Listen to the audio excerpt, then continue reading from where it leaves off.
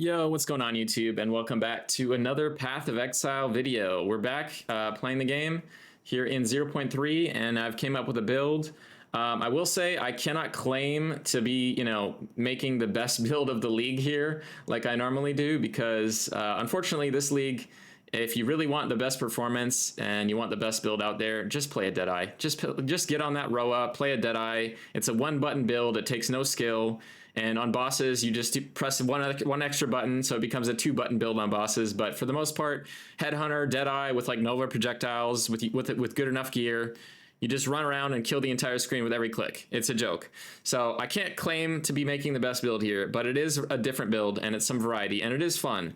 So what I've got for you guys here is a little bit of a different take on some of the other Flicker builds going around, and that is a cold based Flicker build. And the reason why this is so nice is because Herald of Ice can do a lot of damage, and it can also have a pretty big radius.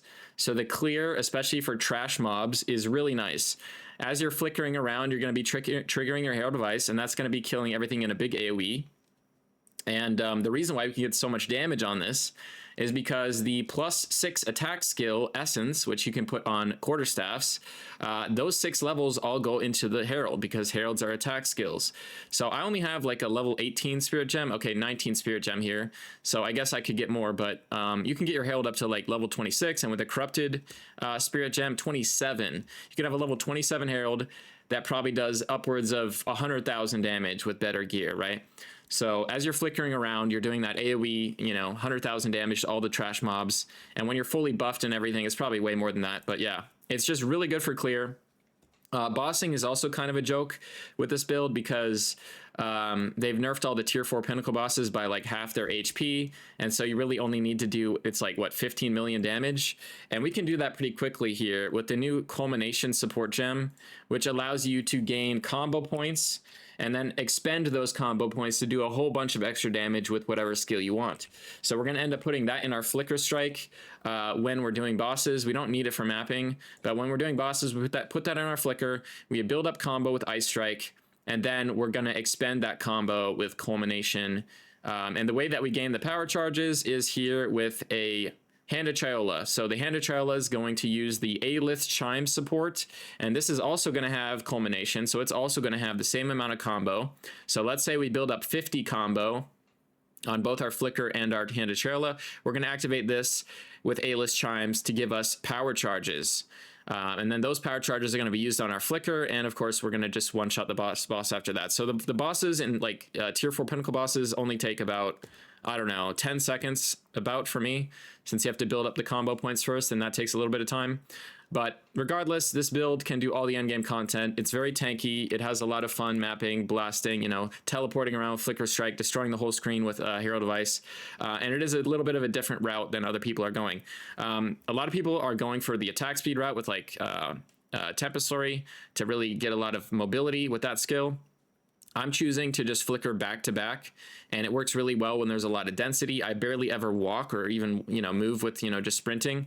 So I spend most of my time in flicker. Sometime I'm attacking with Ice Strike if I don't have charges and I need to build those up first, but it's usually just flickering back to back as long as there's enough density in the maps. So let me go over the skills and explain what we're using here. So for Flicker Strike, we're starting off with close combat. This teleports you basically on top of enemies, so this is always going to be active. Ambrosia is how we're basically gaining all the cold damage that we want to be able to trigger our Herald of Ice. This is going to give us damage as extra lightning based on our mana flask. And I'm choosing to use a charge on kill flask here to make sure that I always have enough flask charges to activate my Ambrosia. If you're mapping or if you're bossing, you can use a flask with more charges, like a one with 70% increased charges. That will make your Ambrosia give you even more damage, but that's really only for like bossing or pinnacles if you want to go that route. For mapping, I like having the consistency of always having my charges available for me. And just in case I run out of mana, I can still use my flask. It's not going to be empty. Then we're going concentrated effect, and then this next one here, elemental armament, this is optional. So as you're still getting the build to work, and you don't have enough cold damage to actually freeze stuff, you're going to want to use Embitter. Embitter is going to convert all that damage as extra that you're gaining from Ambrosia from lightning into cold. So that will give us a bunch of extra cold damage, and that's going to help us more easily activate our Herald of Ice. So this is very important, when you're gearing up for the first time and you don't have enough cold damage yet. Next, for mapping, this is our final mapping gem, is Ancestral's Call. This will just mean that when we're flickering around, instead of just hitting one enemy at a time, it'll hit 2 extra enemies because of this Ancestral boost. So basically, every time we're flickering to a new enemy, we're hitting 3 enemies instead of 1, which just makes the clear even better. And that is going to help with the overall clear speed. But like I said, bossing, you swap in Culmination because this Ancestral Call basically does nothing on boss fights since there's only one target to hit anyway. Moving on, Ice Strike. So this is what we use at the start of maps to kill some enemies to get some corpses, as well as in between when we don't have power charges. It can do a lot of damage. As you can see, I have 160k tooltip, so it's perfectly fine at clearing on its own. But when there is a lot of density and you're like in a breach or there's an abyss or something, this just doesn't clear fast enough on its own, and that's why Flicker is there to really kill those like full screens of enemies. So we're going to use Close Combat again. Rigwald's Ferocity. This is going to give us more attack speed on our bossing weapon set, which allows it to build that combo faster for us. And on our mapping weapon set, we just have the more damage so that it can actually kill stuff a little bit better. Then we're using Rapid Attacks and Rage. The idea here is to get as much attack speed on this skill as possible because that feels the best both for bossing and for mapping. And then finally Crescendo, which again is more attack speed, but also allows us to perform this final strike twice, which is where most of the damage on the skill is. The third strike here does 693%, whereas the normal strikes are just 320. So it does like over double the damage, right? So we want to do that twice in a row to do more damage overall. And also the non-second strikes are going to get 15% more attack speed as well. Moving on to Charge Staff, when you have charges available that you're not using on Flicker, you're going to use this. You want to build this up to the full 7 empowered Charge Staff, which is going to give you a lot of extra lightning damage. This will allow us to shock, which can allow us to benefit from that bonus damage. But also, we're going to actually put freeze and ice bite in here because it is doing a bit of cold damage, and that's going to help us freeze enemies even easier and give us another buff to give us even more damage, extra cold, to make that freezing more consistent. The other supports are, again, Close Combat. When we're ice striking on top of enemies or flickering on top of them, we're always going to get this full bonus.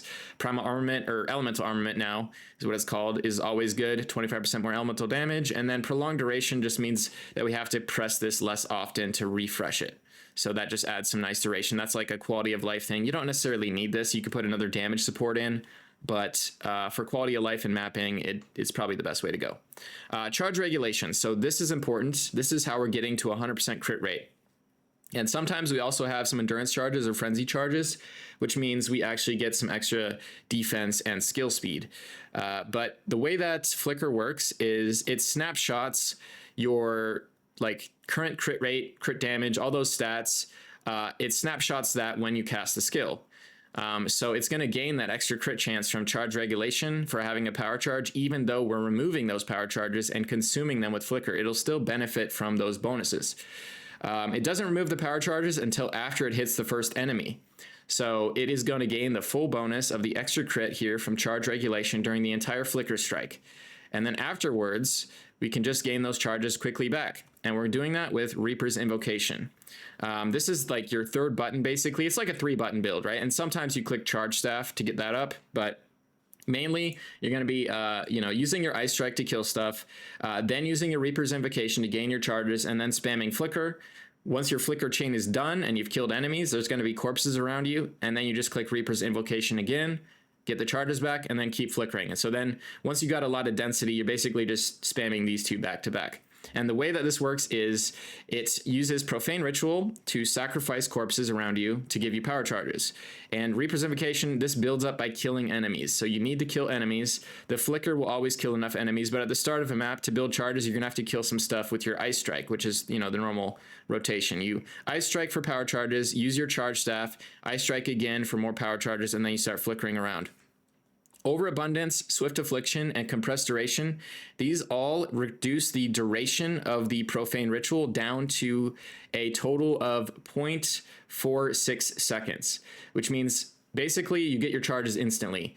You click Reaper's Invocation, and after like 1 or 2 seconds, basically by the time you're ready to flicker again, you'll have your charges. So this is how we're gaining charges. There are other ways to gain charges, like there's some tech with the using the charms with the Scold's Bridal Helmet to hit yourself for cold damage. And then because you're hitting yourself with cold damage, you can trigger the charms, since this makes percentage of physical damage taken a random element. That is one way to gain charges, which is consistent and allows you to not have to press this extra button. But you do lose out on all your charm slots, as well as a very high energy shield helmet like this one. Since the Scold's Bridal at best can have 200 energy shield, it's really not that great. So that's one option that I don't really like. It's much worse defensively, since we really want to have like a freeze charm, a slow charm, and a stun charm. And we want to have a nice 500 energy shield helmet here. So I don't like that option. The other option is using Hateforge gloves. If you have rage on hit on your skills, as well as maybe some jewels, you can build up your rage really fast. And then Hateforge can give you some charges, random charges. That one, again, is another one option where you're losing out on the extra like deflection here that I've got on my gloves. You're losing out on flat damage, crit damage, levels to melee skills. There are, you know, there is a trade-off there. I prefer to just press one button after killing stuff to guarantee all my charges.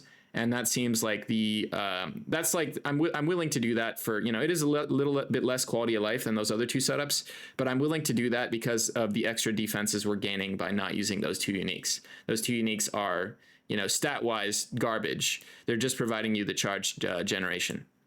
All right, moving on to Blasphemy. Blasphemy is a defensive aura here because we're using it with Enfeeble.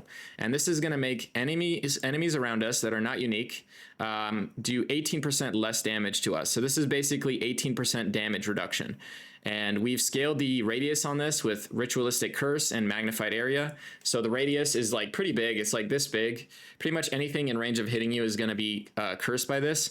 And while you're flickering around, it's going to be affecting everything because you're, you know, teleporting on top of them. So that'll make you take less damage while you're in your flicker chain.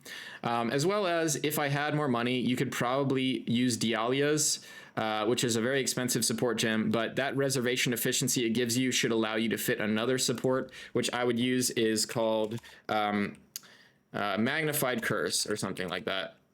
Heightened Curse. And this will take the curse effect from 18% damage reduction up to 22% damage reduction.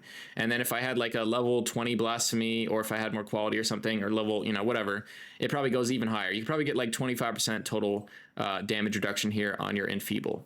And that's always active on almost everything on your screen. So that's a massive defensive layer to have in the build.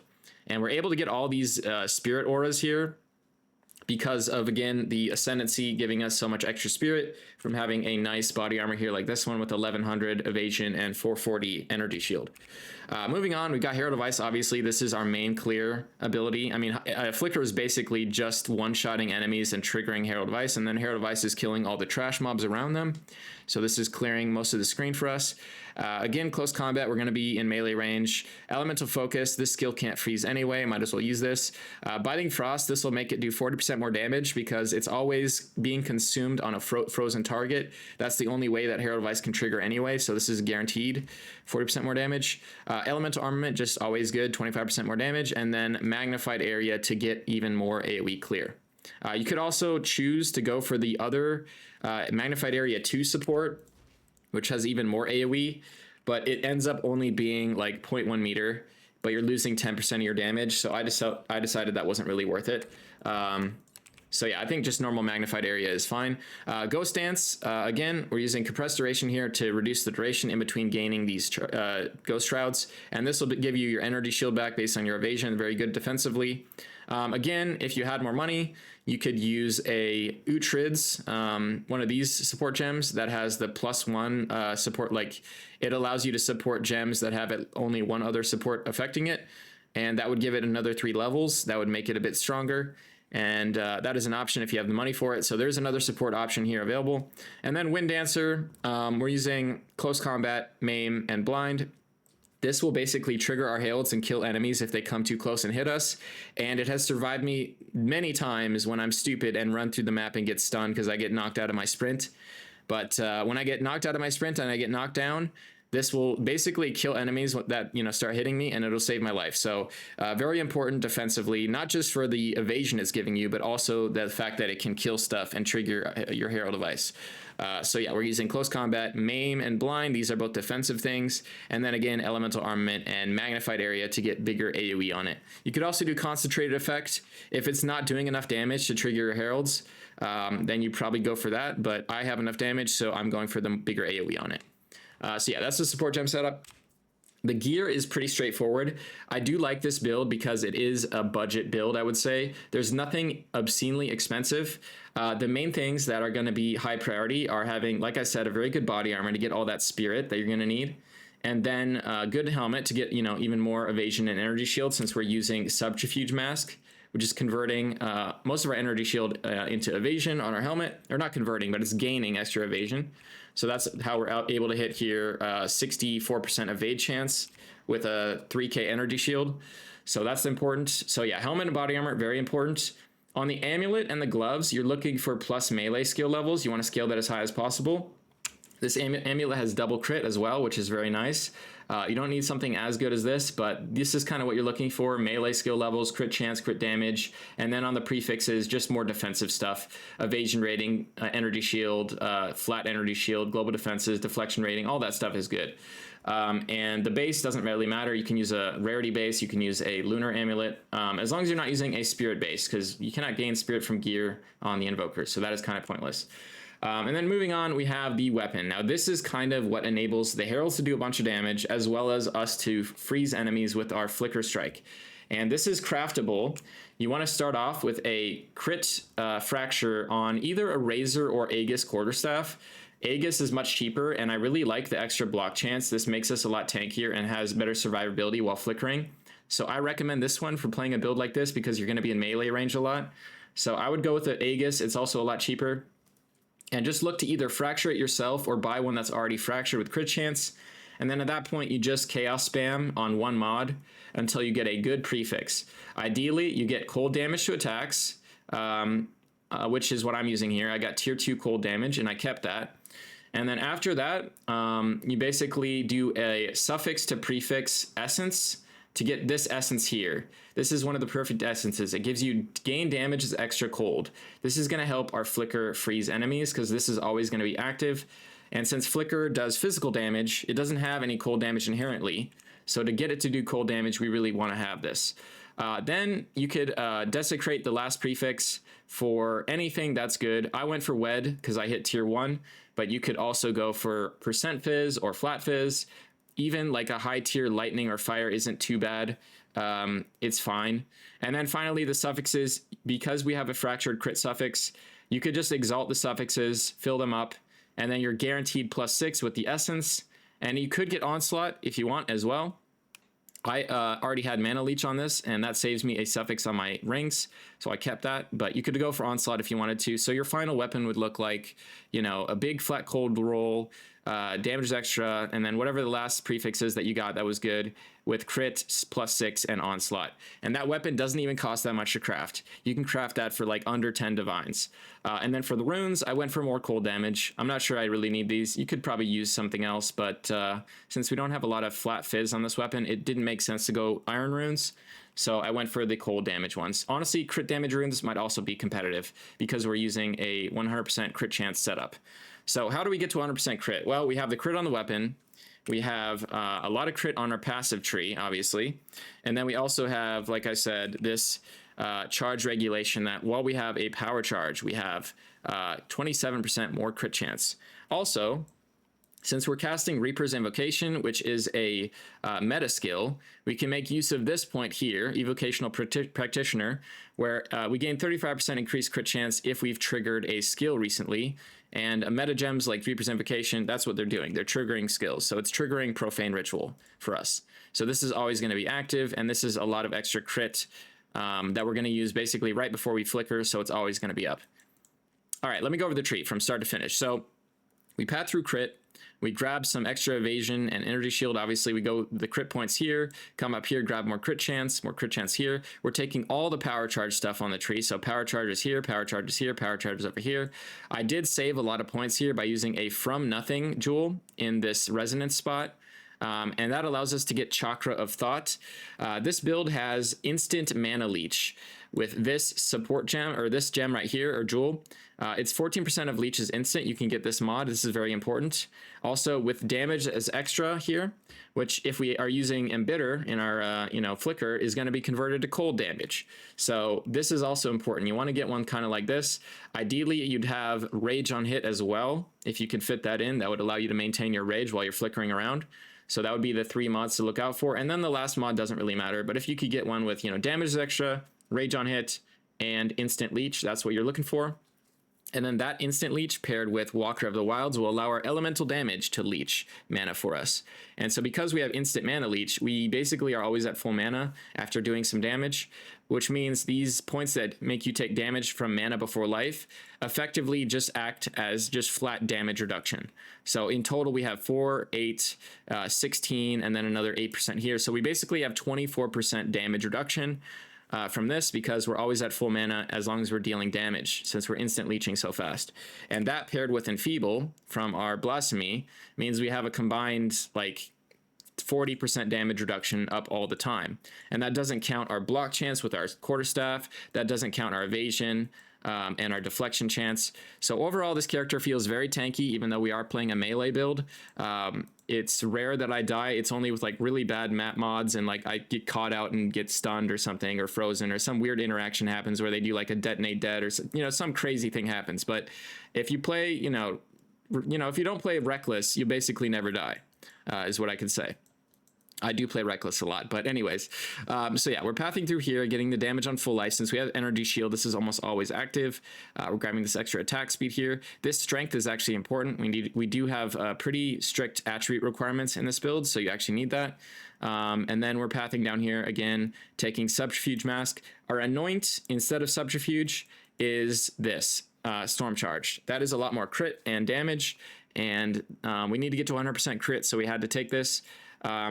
And that's why we're pathing to Storm Charge. But being here is not a bad idea, because we can take these points. And this is for our mapping setup. This will snapshot this extra crit damage against enemies on full life. And like I said, because Flicker snapshots its damage value on the first hit, the full duration of your Flicker, even after hitting like 10 enemies, will still be gaining the bonus here from this crit damage. So very, very important if you want to do more damage while mapping. Then finally, we're coming up here. Of course, we're taking Spectral Ward. Very good defensively. We're getting an extra crit here.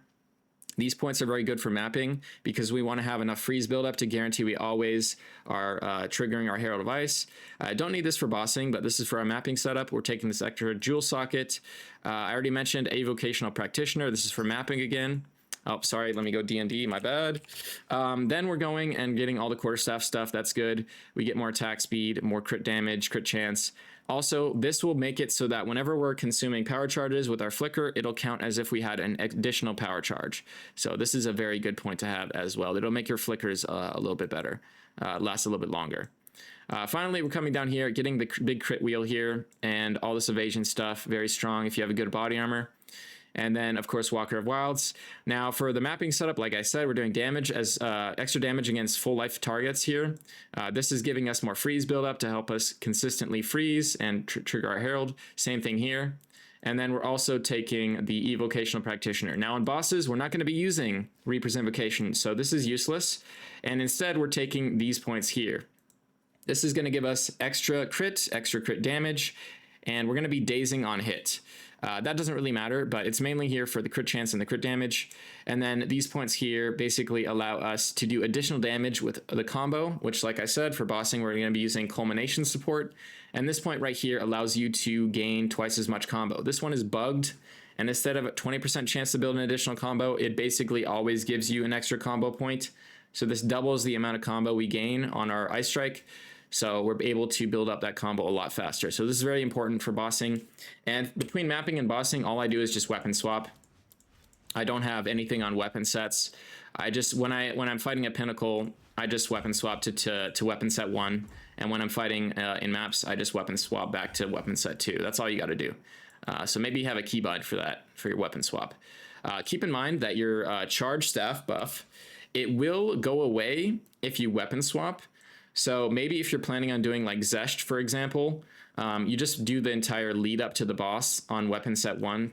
That way you don't lose your charge staff once you reach the boss. But I'll show a a showcase of a tier 4 pinnacle Zesht here in a second. But yeah. All right, for the gears, so I showed the quarterstaff. The rings, you're looking for just flat damage, res. Int is nice because we have a high int requirement because our blasphemy and enfeeble have a high int requirement. So the interesting thing here is the enfeeble, they've changed the way enfeeble works, where if you use too low of a level enfeeble, it will not affect enemies under a certain or above a certain level. So if I, for example, use a, I don't know, like a level 17 spirit gem, or let's see, like a level 15 spirit gem here, and I look at enfeeble, it will say, hold on, that's not a spirit gem. What am I saying? Level 17 gem here. It will say, curse does not apply to enemies above level 78, as you can see. So the only way we can get the curse to be active on all enemies, including ones above 78, since tier 15 maps are usually level 79, is that we have to use a level 18 enfeeble. And that means our int requirement is 137. It's very high. I just barely have enough attributes here to fit the build. I need 137 int. My Wind Dancer needs me to have 137 dex. And then for all the strength gems I've got in the build, I also need to have 55 strength. So the attributes are very tight. So getting extra int or strength or whatever on your rings is actually pretty nice. So I have int there. I also have int on my helmet, so I'm getting 2 slots here with extra attributes. This other ring has life leech. You don't necessarily need this, but this is very nice since flicker does physical damage, and this means if we ever get poisoned or take any kind of damage that bypasses our energy shield or bleed, for example, that we can gain our life back very quickly with leech, since we have instant leech already from that jewel. This also pairs really well if, instead of ambrosia, you have the money to buy, there is a lineage support gem that is very strong for this build if you can afford it. And that one is actually, this one's Atalui's Bloodletting. So instead of ambrosia, you can use this, and this will convert your really high mana cost flicker, which is going to be over 300 mana. It'll convert that from mana into a life cost, and based on every 10 life lost, you'll gain damage as extra physical, and you can pair that with Embitter again to turn that into cold. And based on my math, this was 60% damage as extra fizz. So it is a very good support gem, and it also, with instant life leech from your ring here, for example, you'll basically gain all that life back instantly as you're flickering around and leeching. So there's basically really no downside of using this. It also makes your mana cost a whole lot better, and it will synergize well with us using the Mind Over Matter setup, since we don't want our mana to be low, since that is effectively also acting as our HP pool, as our total hit pool. So this is something I probably will buy later on when I can afford it. It's currently 12 divines, so it's kind of expensive. But that is a good option as a last support gem to use in Flicker once you can afford it. Moving on to the amulet. So like I said, this amulet, I crafted this myself, but this is kind of what you're looking for. Levels to melee skills, crit chance, crit damage, and then defensive prefixes. Gloves, again, we're looking for levels to melee skills. Deflection is nice to have, although you could get attack speed, I guess. There are ways to craft gloves with crit damage, attack speed, and +3 melee, or +2 melee. And then prefixes, we just want damage. Evasion isn't terrible either. I got tier 1% evasion, I kept that. Belts, I'm just using a res belt with life to help us get to our res cap. You don't really need anything other than this. You could go Headhunter and try to fit your res on other pieces, and that would probably make your mapping experience even better, but it isn't required. As I said, this build is relatively budget. We're not going crazy with it. And then we've got triple res boots here, again, to help with my resistances and give me some movement speed. So yeah, pretty straightforward gearing overall. I don't know how much this character costs in total, but I would say it's probably under the 100 divine budget range. So nothing crazy like Headhunter or the perfect gloves that have the double rune sockets with increased effective socketed runes or anything like that. And we don't have a mirror tier level quarterstaff either. So yeah, it's probably under 100 divine budget range, and it can do all the endgame content really easily. I've been doing tier 15 juiced maps, not even looking at the modifiers and not dying at all, just clearing them easily. And the pinnacle boss that I'm going to show you in a minute, you'll see I can kill tier 4 Zesh, no issue. So yeah, that's the build. Hope you guys enjoy it. It's not the best build out there. I can't really, it's hard to recommend a build. I feel a little bit discouraged and demoralized that I couldn't come up with something better than Lightning Arrow Deadeye, but I think that's kind of where everyone's at. This league is nothing compete with that build. It has the most quality of life, it's the fastest, it has the best clear, and it also can basically one-shot pinnacles in like 3 seconds. So what more can you ask for, right? That build has it all. But aside from playing Lightning Arrow Deadeye, I think that this build is a fun, fresh breath of fresh air, because it is, different, and it has a lot of dopamine. When you get those big flicker chains, it is a lot of dopamine. So it's maybe more fun than Lightning Arrow, even if it's not more efficient or as powerful. But yeah, that's the build. Hope you guys enjoy, and I'll show you guys the tier 4 Breachstone next. All right, peace. All right, so now I'll show you guys a tier 4 Zesh to kind of showcase the build, both what the mapping looks like as well as the bossing. Basically for this, all I've changed is I took out my charge regulation for that Hand of Chiola setup with Sniper's Mark, Vulnerability, Marked for Death, Culmination, and A-list Chimes. This will allow us to gain charges on the boss, as well as weaken him with Sniper's Mark and Vulnerability, so he takes a lot more damage, as well as Marked for Death, making him have his armor broken. So we're using that, and then I put Culmination in Flicker instead of Ancestral Call, and that's really all I changed here. Also, since I don't really care about freezing the boss, I don't really need Embitter either, so I'm probably just going to run Primal Armament for more damage. But yeah, that's pretty much all I did, and then I weapon swapped to my weapon set 1, which is my bossing weapon set. And yeah, we'll show what it looks like here. So you're going to start the map. You're not going to have any charges, right? You're going to feel weak, but you're going to just start attacking and killing stuff normally with your Ice Strike until you get some corpses here, right? And then you're going to use your Profane Ritual. Then we're going to get our charge stuff up, kill some more stuff, grab charges. Now we have charges, and now we can start flickering, right? So then we're going to do this, right? And then we're going to use the Profane Ritual again as soon as we kill stuff to keep flickering around, and then just keep going. And that's kind of what the build looks like in maps. And so it's pretty fast. You can clear maps really fast with this build. You pretty much one-shot rares, so you're going to complete your map objective of killing all the rares pretty quickly. And you don't really have to run around, since your flicker's acting as your mobility. So you kind of just teleport around, and that's how you're getting around the map. But yeah, that's kind of what we're doing here. Just flickering. Sometimes the chains will go backwards, which I don't understand why it does that. So that can be annoying. You kind of want to keep the enemies in front of you to make sure the chain goes further. But yeah, if it goes backwards, then you're in trouble, because then you cannot keep going on the chain. But we're just kind of getting through here. I don't really need to use Flicker if I just want to use Ice Strike. This does plenty of damage to kill stuff. Flicker is mainly there for when there's like a lot of enemies and we just want to, clear a whole screen worth of enemies like that. Right. Let's see. Let's kill this guy. And we're almost to the boss. I need to make sure I have my charge staff fully charged up for the boss fight. But yeah, for the budget of this build, it is very strong for, like, being a lot cheaper than a lot of other builds out there that are doing similar levels of damage and clear speed. But yeah, this is not very high density. If you're doing, like, there was a big flicker. If you're doing maps with a lot of density, it obviously will feel a lot better. Because, there's going to be more things dying, more corpses for you to consume, more charge generation with Reaper's Invocation and whatnot. Also, Reaper's Invocation will build up quicker as well, because you'll have you'll be killing more stuff. But yeah, all right, so let me show the boss. So basically, we're just going to attack him until we have combo, a lot of combo on our Flicker Strike. Then we're going to use Hand at Chiola to gain power charges, and then we just use Flicker. So I'm going to attack him until, like, I don't know. Let's try 30 combo and see if that's enough. So 30 combo, use my Hand at Chiola, and then I flicker and he's dead. Just like that. Not too hard at all. I probably could have killed him with less combo, but I wanted to be safe. I went for at least 30. So yeah, that's kind of what a tier 4 pinnacle looks like. It's about 10 seconds, And like I said, my gear is nowhere near the levels you can get it to. You probably, with like really good quarterstaff, better gloves and stuff, you could probably get twice as much damage as I have. Also, my gems are not really all the way leveled up either. You get like corrupted level 21 gems and whatnot. But yeah, anyways, that's the build. Hope you guys enjoy. It is fun. Go play some maps with this, flicker around, blow up screens with Herald of Ice. And yeah, I can't wait to see you guys in the next video. All right, peace.